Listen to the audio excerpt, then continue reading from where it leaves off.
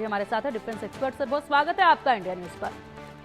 शुक्रिया पिंकी जी। जी अलीशा जी, यहाँ पर पूरा डेटा रखा गया है जनता के सामने इंडिया न्यूज द्वारा, जिसमें दिखाया गया कि कितनी दफा ऐसा हुआ, कितने सालों से ये सिलसिला चलता आया जब बार बार हिंदुस्तान ने पाकिस्तान पर विश्वास किया और उसके कुछ ही दिनों बाद विश्वासघात किया गया। लेकिन यहाँ तो कुछ ही घंटों के बाद सीज फायर का उल्लंघन कर दिया गया। ये तस्वीरें दिखाई गई यहाँ पर जनता को। लेकिन इसी के साथ अगर हम उस बयान पर ध्यान दें जो डोनाल्ड ट्रंप ने अब दिया है, 10 बड़ी बातें कही हैं, इनमें से प्रमुख बात जो है वो कश्मीर को लेकर कही गई है कि कश्मीर पर समझौता हो सकता है, कश्मीर पर बात की जाएगी और साथ ही साथ यहाँ पर व्यापार को भी बढ़ाने के लिए हम काम करेंगे। जी पिंकी जी, बिल्कुल। मैं आपको, आप जो कहते हैं कि घंटों में ही सीज फायर का उल्लंघन हो गया, मजाक बना दिया पूरा इंटरनेशनल रूल्स का। They made a mockery out of it, पूरा मॉकरी, जो मजाया बिल्कुल कि इंटरनेशनल रूल्स कुछ नहीं है, हम ही हम है। मैं आपको एक पर्सनल एग्जांपल बताता हूँ पिंकी जी। वाकया है सन 2003 का, मैं स्वयं खुद लाइन ऑफ कंट्रोल पे था और हमारी हिंदुस्तान की पोस्ट और पाकिस्तान की पोस्ट का फासला केवल 30 मीटर था और बीच में लाइन ऑफ कंट्रोल थी। तो जहाँ पे अखनूर जहाँ पे अभी चर्चा में है ना, वहाँ पे कुछ चंद साल बिताए थे मैंने। वहाँ की अखनूर के फॉरवर्ड पोस्ट पे था मैं, तब सीज फायर नहीं हुआ था, तो ये रोज फायर करते थे हमारे पे। जब सीज फायर हुआ तब मैं पोस्ट पे था। अब ऑफिशियल सीज फायर हुआ ऑन पेपर, मगर फ्रैंकली स्पीकिंग ज्यादा कुछ फर्क पड़ा नहीं। ये लोग time to time ceasefire का उल्लंघन करते आए तब भी, और अब तो इन्होंने मजाक की हदें पार कर दी है। आपको बता दो, और जहां तक मेरा मानना है ऐसा क्यों हुआ इस बार, नहीं बताता हूँ क्यों हुआ। देखिए, डोनाल्ड ट्रंप साहब ने ट्रूस, पीस, शांति की बात करी उनके प्रधानमंत्री, उनके वजीर आजम शहबाज शरीफ से। नवाज शरीफ साहब, उनके बड़े भाई, हालांकि सलाह दे चुके थे शहबाज शरीफ से कि हिंदुस्तान से पंगा मत लेना, नरम रहना। लेकिन ना, अब जब कल IMF का लोन अप्रूव हुआ, वो भी मैं बताऊंगा कि क्यों मुझे लगता है कि लोन अप्रूव हुआ होगा इनका।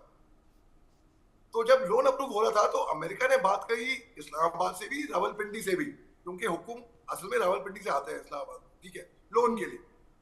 जब सीज फायर की बात हुई तो केवल इस्लामाबाद इन्वॉल्व था, रावलपिंडी यानी कि पाकिस्तान की मिलिट्री इसमें इन्वॉल्व नहीं थी। डोनाल्ड ट्रंप साहब ने ट्वीट कर दिया तकरीबन 5:30 बजे के आसपास, और मैं एक स्टूडियो में था एक चैनल के, और मुझे याद है मैं उस टाइम पे एज कॉल इट एक तरीके से रिपोर्टर मैंने ही ब्रेक की थी वहां से कि भाई ये बात है। अच्छा, उसके बाद फिर हिंदुस्तान का बयान आया कि हमको कोई मीडिएटर नहीं चाहिए, हम सक्षम है, अपना जो करना है हम संभाल लेंगे भैया। ये बताइए, सितंबर 11 सितंबर 2001 में, 13 दिसंबर से पहले की बात बता रहा हूं मैं आपको। तो जब उसामा बिन लादेन ने पेंटागन ट्विन टावर पे हमला किया था, तो अमेरिका ने लॉन्च किया वॉर ऑन टेरर। अमेरिका ने लीबिया, इराक, अफगानिस्तान में आ गई, पाकिस्तान में नहीं आई थी। जब वो पाकिस्तान में घुसती है अंदर 10 साल के बाद 2011 में, केवल इन्होंने उसामा बिन लादेन को लिया, गाड़ा उसको बाद में पानी के नीचे, बाकी वॉर ऑन टेररिज्म का करार दिया था इसको। उनको मालूम था यहाँ पे LET लश्कर तोयबा के कैंप है, यहाँ पे जैश ए मोहम्मद के कैंप है, उनको हाथ नहीं लगाया। क्यों?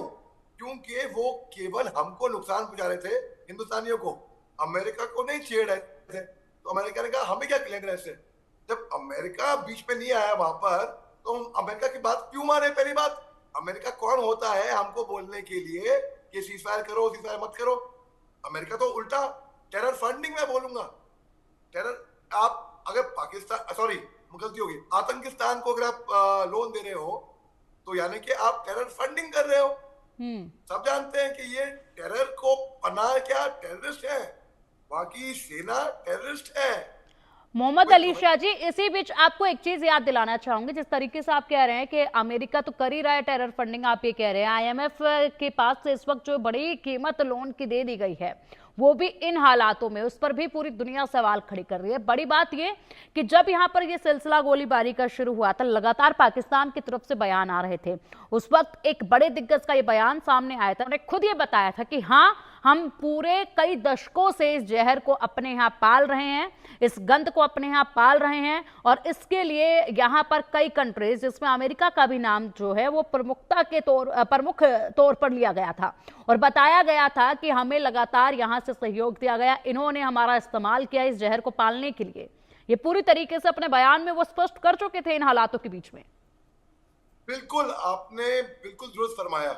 अब क्या हुआ, रावलपिंडी ने बोला भाई तुमने डोनाल्ड ट्रंप से बात कर ली, हमको पिक्चर में नहीं है, हम नहीं मानते सीज फायर को, ये लो हम फायरिंग करते हैं।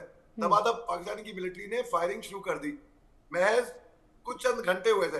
अब ये मजाक नहीं है, क्रेडिबिलिटी नहीं है पाकिस्तान की, ये इनकी मिलिट्री और इनकी सरकार एक ही पेज पे नहीं थे। अब अच्छा मजा ये बात, ये और ये सुनिए, ऐसा ये कंफर्मेशन नहीं है मेरा कुछ, मगर मुझे सुनने में आया है कि शहबाज शरीफ साहब जब फायरिंग चल रही थी वहां हैप्पीली खुशी बैठ के बयान दे रहे हैं, अरे मेरे को बड़ी खुशी है कि सीज फायर हो गया। भैया तुमने तो सीज फायर का तुम्हारा देश उल्लंघन कर रहा है और तुम बयान दे रहे हो कि सीज फायर हो रहा है। कौन सी दुनिया में हो यार, वेक अप। उसकी भाषा में बोले तो बोलेंगे वेक अप। तो ये लोग पता नहीं कौन सी दुनिया में रहते हैं। आपने कभी देखा है कि आतंकियों का फ्यूनरल हो रहा है, आतंकियों का, और मिलिट्री वहां की आई हुई है फातिहा पढ़ने के लिए, उनके जनाजे के लिए? कहीं पे दुनिया में नहीं देखा होगा। यहाँ पे पूरी देखा पाकिस्तानी आर्मी रो रही थी, क्योंकि पाकिस्तानी आर्मी रो रही थी तो मैं उनके लिए दो लाइनें आपकी इजाजत से एक शेर अर्ज करता हूँ। रोता है क्या, ये तो बस शुरुआत है, आगे आगे देखो। नहीं होता है क्या, तो मतलब पाकिस्तान की आर्मी 99 में भी सिविल ड्रेस पहन के मफ्ती में घुसपैठ के तरीके से चोर उचकों की तरह घुस गई थी, उग्रवादियों आतंकवादियों की तरह घुस गई थी हिंदुस्तान में। हमने उनको मार दिया। बिल्कुल भी हाई अलर्ट पर रहने के लिए कहा गया है। जवाबी कार्रवाई मजबूती के साथ दी जाएगी जब जब सीज फायर का उल्लंघन होगा। अली शाह जी, बड़े फैसले हैं ये, और अभी भी यहाँ पर लगातार बड़े एक्शन लिए जा रहे हैं। जो रोक लगाई गई थी, जो प्रतिबंध लगाए गए थे, उन पर भी भारत कायम है, लेकिन यहाँ पर किसी भी तरीके से आतंकवाद को अभी भी बर्दाश्त नहीं किया जाएगा। मुंहतोड़ कार्रवाई अभी भी लगातार जारी रहेगी। सामने आई है कि कोई भी आतंक की घटना होगी, it would be treated as act of war, उसको हम वॉर ही मानेंगे।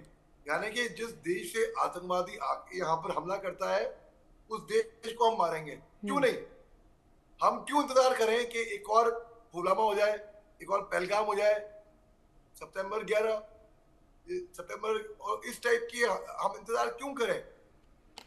नवंबर 26 ऐसी ऐसी घटनाएं घटी हैं, दिसंबर 13 हम नहीं इंतजार करेंगे। कहते हैं prevention is better than cure. तो जिससे पहले बीमारी हो जाए, बीमारी को ही रोक दे। तो जो आतंकवाद है उसको रोकना पड़ेगा किसी भी हालत में। हमारे निर्दोष मासूमों की जानें नहीं जानी चाहिए, बिल्कुल। तो जो हमने पॉलिसी बनाई है बिल्कुल सटीक, बिल्कुल सही बोला है, and it is an act of war. बिल्कुल वॉर ही हुआ। कोई आके गोली खोल रहा है, बम बरसा रहा है, दहशतगर्दी फैला रहा है, उसको मंजूर कर लेंगे, वो वॉर नहीं है। हम करेंगे, हम उग्रवादी को मारेंगे, कोई मासूम आके हमको मारेगा, हम वो वॉर नहीं मानेंगे। ठीक है, ये कहाँ का इंसाफ है भाई? हम उनके आतंकियों के not target, not launch pads को नष्ट करें, वो हम पे वो मिसाइल छोड़े, ड्रोन छोड़े, हथियार छोड़े, वो मंजूर है लोगों दुनिया को ना। हम कतई बर्दाश्त नहीं करेंगे। बहुत हो गया, बहुत हो सह लिया है। और हिंदुस्तान ने जो सीज फायर का फैसला लिया था, बहुत लोग इसके पक्ष में थे, विपक्ष में थे। मैं तो ये कहता हूँ हमको भरोसा होना चाहिए। बिल्कुल भरोसे में लेना इस वक्त पाकिस्तान को पड़ेगा ही, हिंदुस्तान को, तभी जाकर इसको सीज फायर जो है वो माना जाना चाहिए। अपनी शर्तों पर सीज फायर जरूर हिंदुस्तान ने किया है, लेकिन अभी विश्वास जो है वो बना नहीं है पाकिस्तान पर, हिंदुस्तान को, और बनेगा भी नहीं। क्योंकि इतिहास के पन्ने अगर पूरी तरीके से खंगाले जाएं तो जितनी बार पीठ पर खंजर पाकिस्तान ने घोंपे हैं, सभी के यहाँ पर आंकड़े भी दर्ज है और तारीख भी दर्ज है, उनको अगर देखा जाए तो। ऐसे में अगर बात की जाए तो कल बैठक होगी 12 बजे, सीज फायर के बाद ये पहली बैठक होगी हिंदुस्तान और पाकिस्तान के DGMO की, और ऐसे में तमाम चीजों को इस बैठक पर पूरी तरीके से रखा जाएगा। क्या चाहते हैं अलीशा जी? आपको क्या लगता है कि कौन कौन से वो मुद्दे हैं जिनको प्रमुखता से रखा जाए? किसी भी तरह के प्रतिबंध को लेकर हम बात करें या फिर किसी भी चीज का हम लोग यहाँ पर विरोध लगातार जो कर रहे हैं आतंकवाद का, इसको लेकर हम बात करें, क्या कुछ यहाँ पर प्रमुखता के साथ रखने चाहिए? देखिए, 12 तारीख को जो कल है, जो डायरेक्टर जनरल मिलिट्री ऑपरेशंस की जो बैठक होगी, जो मुलाकात होगी, जो जो बल्कि बातचीत होगी, बल्कि वो वो उसमें इन मुद्दों को रखा जाएगा कि भाई जो हुआ, हिंदुस्तान कभी नहीं चाहता था कि लड़े, कभी नहीं।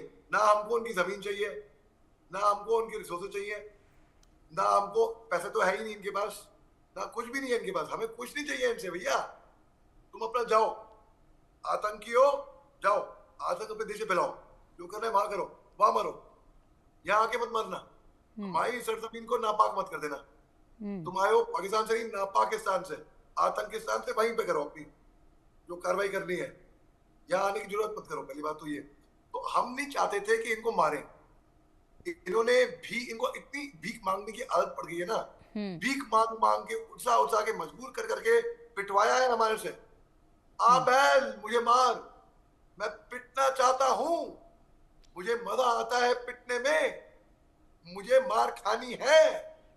सीज फायर का हमारे वजीर आजम ने बोला, लेकिन हम नहीं मारेंगे क्योंकि हम बेशरम हैं और हम पिटना भी चाहते हैं। आओ मुझे पीटो। तो हमने कहा यार इतना बोल रहे, दिमाग खा रहा है फालतू में, ये लो आ जाओ। हमने इनका एयर डिफेंस सिस्टम नष्ट कर दिया, बिल्कुल अंधा हो गया पाकिस्तान। वैसे ही बेशरम मुल्क पे ईरान आके हमला कर चुका है, एयर स्ट्राइक कर चुका है, अफगानिस्तान कर चुका है, हमने करी सर्जिकल स्ट्राइक भी, एयर स्ट्राइक भी दोबारा करी, फिर करी। तो इन्हें फर्क नहीं पड़ता है, इनकी जी बिल्कुल फर्क नहीं पड़ता है। ये कुत्ते की दुम जो होती है ना, अब चाहे ट्यूब में डाल दे, कुछ भी कर दे, सीधी नहीं होएगी। आपको लगेगा हाँ मैं रुक के दिखता हूँ 2-1 घंटे में शायद सीधी हो जाए, अरे नहीं होएगी, ये गारंटी है।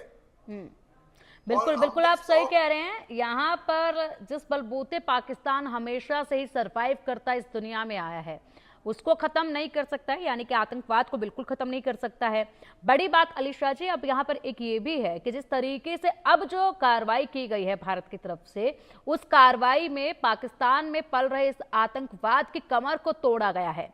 बड़े बड़े जो इनके आका थे उनको मौत के घाट उतारा गया है, 72 हूरों के पास भेजा गया है। अगर बात कर ली जाए तो यहाँ पर अभी भी बहुत इनके आका जो हैं वो छिपे दुब के बैठे हैं अपने परिवार के साथ, और ट्रेनिंग कैंप इनके अभी भी लगातार जारी रहेंगे। ऊपर से IMF द्वारा फंडिंग भी कर दी गई है, उस फंडिंग को अब नए आतंकवादियों को पालने में ये लोग इस्तेमाल करेंगे। उसके बाद एक बार फिर जब इनका ये पूरा बबूल का पेड़ बड़ा हो जाएगा, उसके बाद फिर इसको दूसरों की तरफ ये करना शुरू कर देंगे, परेशान करने के लिए। बिल्कुल, मैं तो आपने बहुत ही सटीक एनालिसिस किया है। देखिए आतंकवाद जो है इनका, ये हम 100 मारेंगे, फिर से 100 पैदा हो जाएंगे, 100 ज्यादा पैदा हो जाएंगे। एक आइडियोलॉजी है, विचारधारा है, उसको खत्म करना है। उसको खत्म करना बड़ा मुश्किल होगा। और इनको जो फंडिंग मिली है ना IMF से, वो इसलिए मिली है क्योंकि इन्होंने बोला कि भाई खाने को अनाज नहीं है, लोग मर रहे हैं, बुरे हाल है, पाकिस्तान के फटेले हाल है, बेकारी कटोरा लेकर दर बदर गए थे। ये फंडिंग तो मिल गई, फंडिंग मिली है गरीबों को खाना खिलाने के लिए, डेवलपमेंट के लिए, इंफ्रास्ट्रक्चर के लिए, प्रोग्रेस के लिए, मगर वो पैसा लगाएंगे ये उग्रवाद में। तो शहबाज शरीफ, उनके आका कौन हुए? जनरल आसिम मुनीर, कि वो सो रहे थे, कि वो रो रहे थे, और शहबाज शरीफ सो रहे थे। मैं तो बोलूँ ये वो रो रहे थे। अब वो शेर अच्छे से याद आ गया मेरे को। ये तो बस शुरुआत है, रोता है क्या? ये तो बस शुरुआत है, रोता है क्या? आगे आके देखो होता है क्या पाकिस्तान की मिलिट्री के लिए। बिल्कुल बिल्कुल बिल्कुल आपने सही कहा अलीशा जी, और शुक्रिया आपका इंडिया न्यूज के साथ जुड़ने के लिए, इस खास चर्चा में शामिल होने के लिए।